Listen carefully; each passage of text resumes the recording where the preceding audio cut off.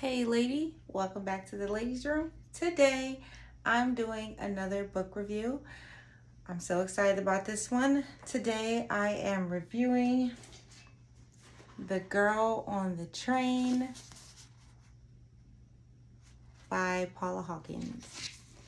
It is 323 pages and the bookmark I used was a clear plastic scrap piece of plastic.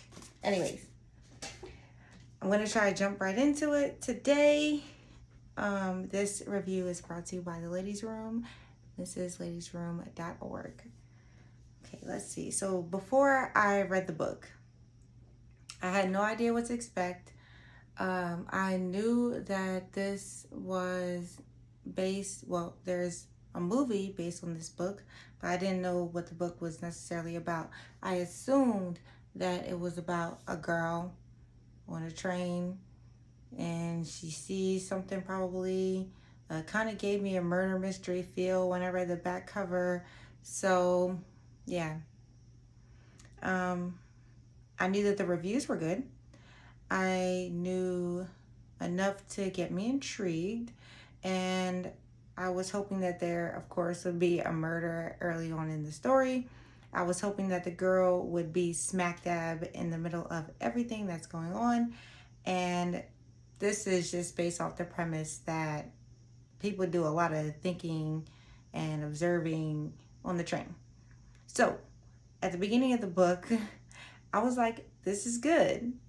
All right. So, bringing you back to the beginning of the book, we open up by introducing Rachel. She seems like that one friend that she can never quite get her stuff together. She drinks excessively and rides the train through town. She lives with her friend from uni, and she told her friend that she was saving money to get out on her own, but she's been riding the train because she actually lost her job a while back. So, yeah. She's riding on the train, and there's a couple that she sees all the time, and she thinks that they're like the perfect couple. So she watches them from the train. She assumes that the girl is like a fashionista or artist, and the guy, he's like a doctor or something like that. They seem really in love, and not to mention that the house that the perfect couple lives in is just a couple blocks down from where she used to live with her ex-husband. So her and her ex-husband split up because she wasn't able to have children, which was why she started drinking in the first place. So she's just looking like a mess, basically. So the home is now occupied by her new husband and his new wife, her ex-husband and his new wife, Anna. Okay, she fantasizes about the couple every time she rides the train, and she almost wishes that she had this girl's life. She is riding the train one day and something crazy happens. The girl is standing on the terrace and she's looking out, and Megan is watching her from the train from a distance, and she sees a guy comes out and he like hugs her from behind or kind of cuddles up to her, and then the other girl turns around and kisses him like passionately. So Megan is like, what? And she's like, I can't believe this. She's so distraught. She's like, I can't even believe that this girl is cheating on her man. And she says that there's a burning in her chest. And it threw her back mentally to when her ex had cheated on her. Then the book introduces the other girl, Megan. No. What was her name? Introduces the other girl that she's been fantasizing about. And did I get the names confused? Rachel is the main person. Oh my God. Okay, so I'm gonna have to go back and watch that. But Rachel is the main girl. So Megan is the girl that she's been watching. And anyways, so Megan is the real name of the woman that Rachel's been watching. And we start to hear a little bit about her. She's an artist. She used to own a gallery or work in a gallery. She's going through some grief because her brother passed away a few years ago, and ever since that happened, she's been restless. And she uses relationships to like fill this type of void that's been inside her since then. Her husband, Scott, suggests that she goes to therapy. Shocker. The therapist is the lover. Crazy. So, the other guy that Rachel saw her kissing was the therapist, the lover. When I read this, I was surprised, but I could see how she's kind of like an opportunist with maybe a dab of self-destructive personality, self-destructive tendencies. And so she's in this new relationship. I don't remember. I think they're married. Yeah, they're married. And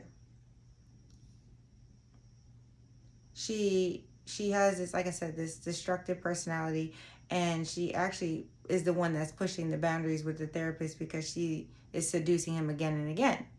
As I read on, I also found that she has a history of cheating, and Scott is really paranoid about it, and it's put a strain on their relationship, and the drama goes on and on with them. So, the next thing that happens in the book is Megan disappears. So she's gone. Poof. We don't know where she went. Anna starts getting her own chapters. I start wondering why. Anna talks about how she feels trapped in her home and worries about the next time that Rachel is going to show up. So Rachel is drinking. She's showing up whenever.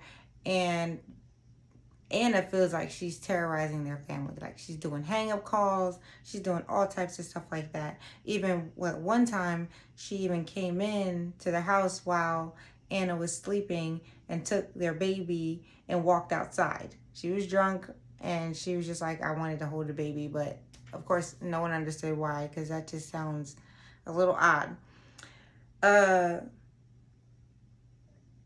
When the police questioned Anna about Megan's disappearance, she chose to talk about how Rachel was drunk that night and was actually on their street. Rachel subsequently finds this information out when she is questioned by the police later on. She calls her ex and tells him that his new wife needs to keep her name out of her mouth, basically. And I would have been angry at that too, I suppose. Rachel looks like a fool for being drunk, first of all. And when the police questioned her, she couldn't even remember what happened that night. So she tries to overcompensate for all this looking crazy by contacting Scott, Megan's husband.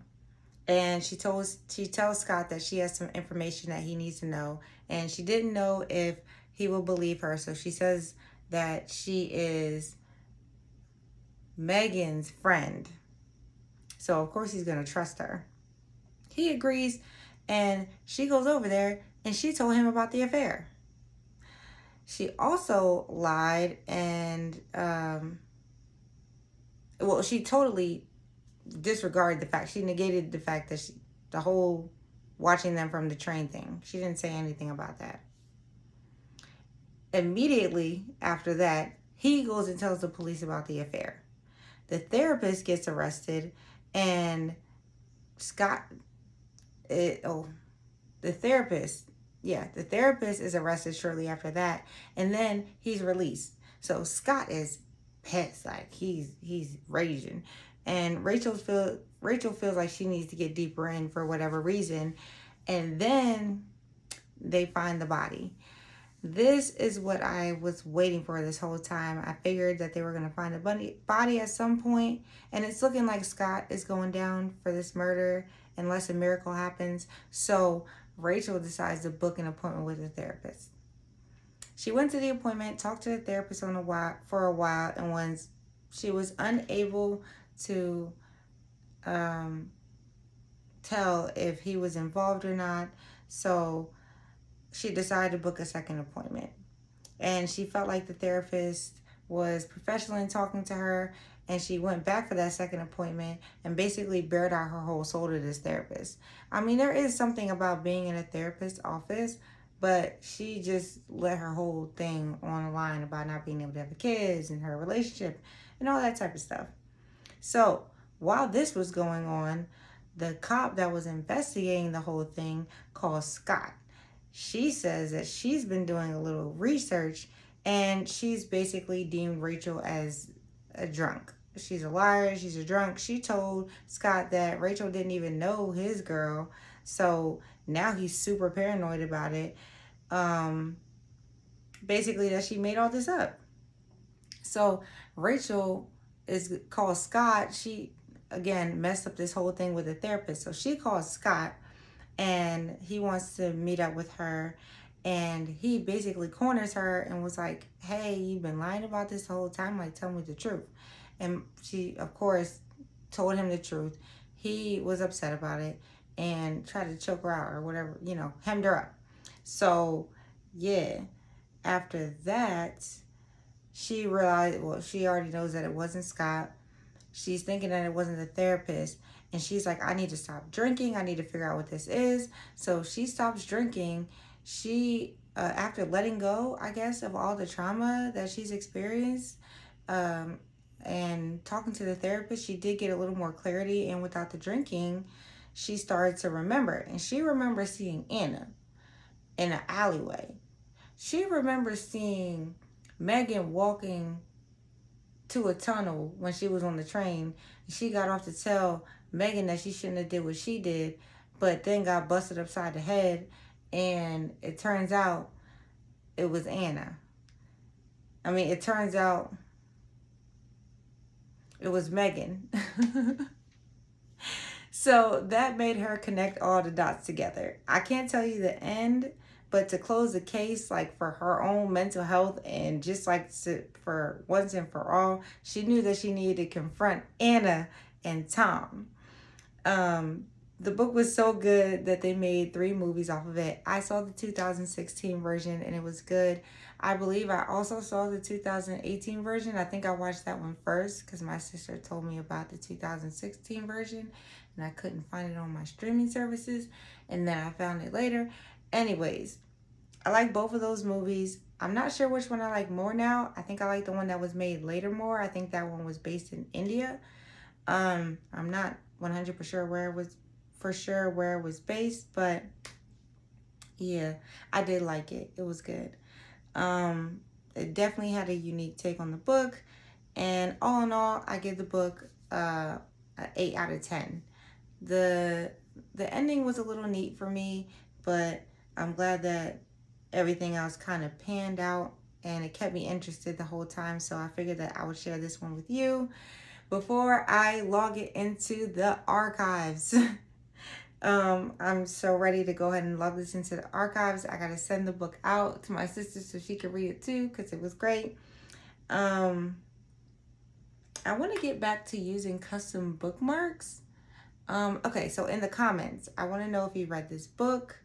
I want to know if you liked it, if you've seen the movie, and give it a thumbs up for plastic bookmark scraps. I'm looking into making some more custom ones, but I'm not sure which ones I want to make or buy.